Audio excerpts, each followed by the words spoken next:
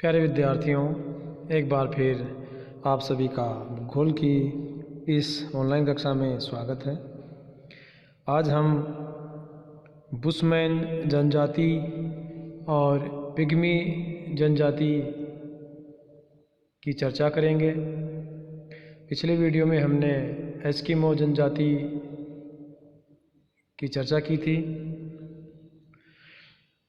Bushman या शान जो कालाहारी मरुस्थल अफ्रीका महाद्वीप की मुख्य जनजाति है। इसके अलावा दक्षिणी पश्चिमी अफ्रीका की बोत्सवाना, दक्षिणी रोडेशिया, नेटाल,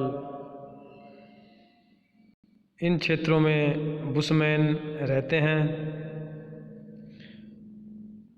जिसे बेचुआनालैंड कहते हैं। अर्थात जिस क्षेत्र में बुशमैन जनजाति निवास करती है उस क्षेत्र को बेचुआनालैंड कहते हैं। ये मुख्यतः 18 डिग्री दक्षिणी अक्षांश से 27 डिग्री दक्षिणी अक्षांश के मध्य में निवास करते हैं। ये देखिए अफ्रीका महाद्वीप का जो ये रेखा चित्र है, तो इसमें ये आपकी भूमध्य रेखा, जिसे 0 डिग्री अक्षांश कहते हैं, और ये जो बुशमैन है वो 18 डिग्री दक्षिणी अक्षांश से 27 डिग्री। तो बुशमैन मुख्यतः इस क्षेत्र में निवास करते हैं जो कालाहारी मरुस्थल है। तो ये इनका मुख्य निवास क्षेत्र हुआ अफ्रीका महाद्वीप में। शारीरिक विशेषताओं की अगर बात करें तो बुशमैन जो जनजाति है इसमें निग्रिटो प्रजाति के समान लक्षण पाए जाते हैं। इनका कद छोटा होता है, जबड़े जो हैं वो बाहर की ओर निकले हुए इतने नहीं होते, जबकि होंठ हैं वो मोटे हैं, बाहर निकले होते हैं, आंखें चौड़ी होती हैं। तो ये इनकी मुख्य कुछ विशेषताएं हैं जो निग्रिटो प्रजाति से मिलती जुलती हैं। बुशमैन जिस क्षेत्र में रहते हैं, अगर वहाँ के प्राकृतिक वातावरण की बात करें तो वहाँ का जो प्राकृतिक वातावरण है, वहाँ की जलवायु है अर्ध उष्ण कटिबंधीय है। अर्थात ये मरुस्थली भाग में जो कालाहारी मरुस्थल है वहाँ निवास करते हैं। इसके अलावा कुछ जो पठारी भाग है वहाँ भी ये रहते हैं, जहाँ तापमान 30 से 32 डिग्री सेल्सियस के आसपास होता है। और मरुस्थल होने के कारण जो दैनिक तापमान है, अर्थात दिन व रात के तापमान में अंतर देखने को मिलता है। ग्रीष्म ऋतु काफ़ी लंबी होती है और शीतकाल छोटा होता है।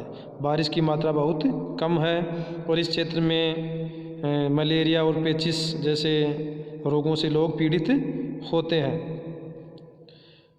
तो यहाँ जो वर्षा है वो बहुत कम होती है, जिससे कुछ वनस्पति का आवरण दिखाई देता है और जो भी पशुओं के चारागाह के लिए होता है।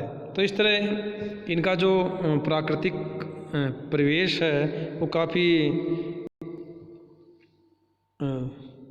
संघर्षपूर्ण है।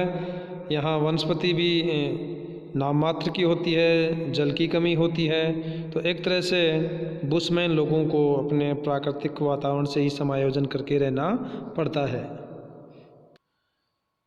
बुशमैनों के अगर व्यवसायों की बात करें तो इनका जो मुख्य कार्य है वो है आखेट करना, शिकार करना। तो कालाहारी का जो क्षेत्र है वो आखेट प्रधान है, अर्थात ये इस क्षेत्र में आखेट करते हैं। अफ्रीका के जो वन और घास के मैदान हैं वो एक तरह से अद्भुत हैं और यहाँ शिकार करने के लिए कई तरह के पशु मिल जाते हैं, जैसे जेब्रा, एंटीलोप, शुतुरमुर्ग, हाथी, गैंडे, सिंह, चीता, गीदड़, जंगली बिलाव। तो इस तरह के पशु यहाँ पाए जाते हैं जिनका ये शिकार करते हैं। इनके अलावा कई तरह के छोटे जो जीव हैं, चींटी, छिपकली, मेंढक, मधुमक्खी, खरगोश है, चमगादड़ इत्यादि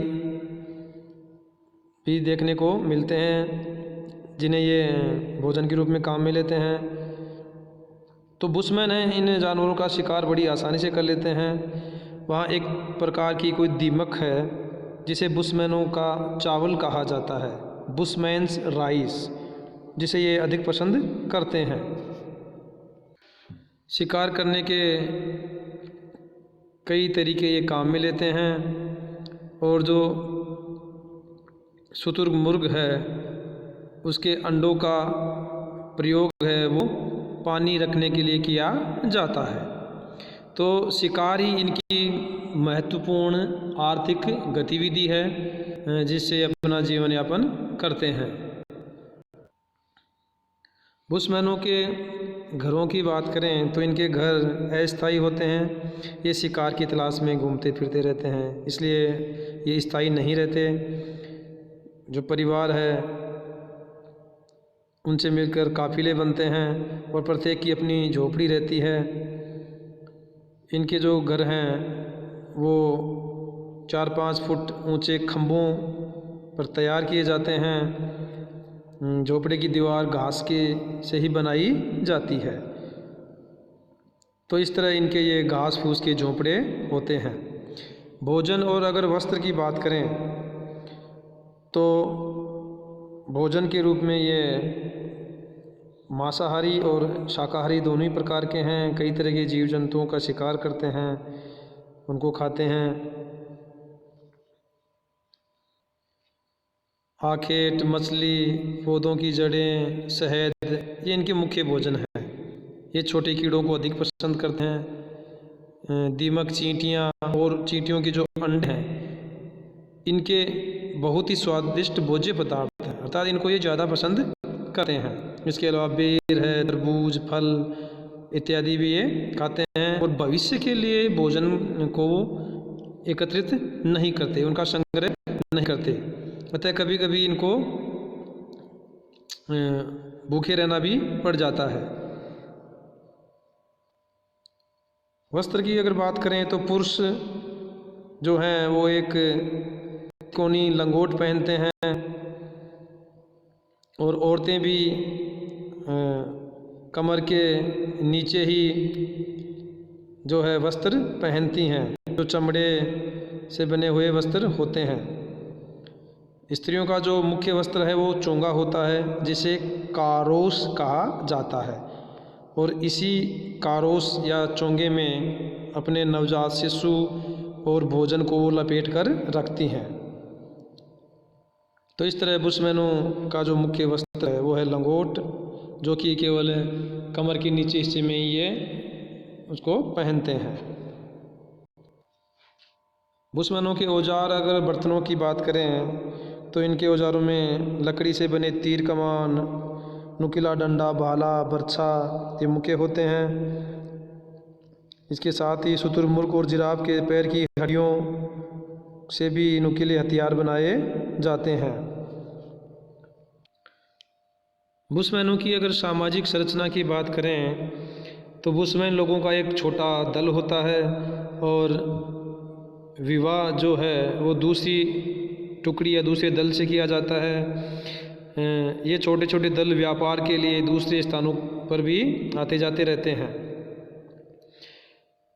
और इन लोगों का देवी देवताओं, भूत प्रेतों में विश्वास है। स्वर्ग नरक के संबंध में भी इनके जो विचार हैं वो स्पष्ट नहीं है। तो एक तरह से इनका जो सामाजिक वातावरण है वो परंपरागत रूप से रूढ़िवादी है। आधुनिक समाज से अगर संपर्क की बात करें तो वर्तमान समय में बुशमैनों की जीवन शैली है वो पाश्चात्य संस्कृति से प्रभावित हो रही है और इनकी जो आर्थिक क्रिया है मुख्यतः आखेट, इसके अलावा जहाँ जल की प्राप्ति होती है वहाँ ये कुछ मात्रा में कृषि भी करने लगे हैं और अन्य लोगों से व्यापार करके भी अन्य क्रियाएं करने लगे हैं। तो इस तरह इनकी भोजन सामग्री में भी धीरे धीरे बदलाव हो रहा है और जीवन शैली में भी आंशिक बदलाव हो रहा है, लेकिन फिर भी इनका जो जीवन है वो मुख्यतः परंपरागत रूप से ही रहा है। तो इस तरह बुशमैन जो जनजाति है वो मुख्यतः कालाहारी मरुस्थल में आज भी संघर्षपूर्ण जीवन यापित कर रही है। धन्यवाद।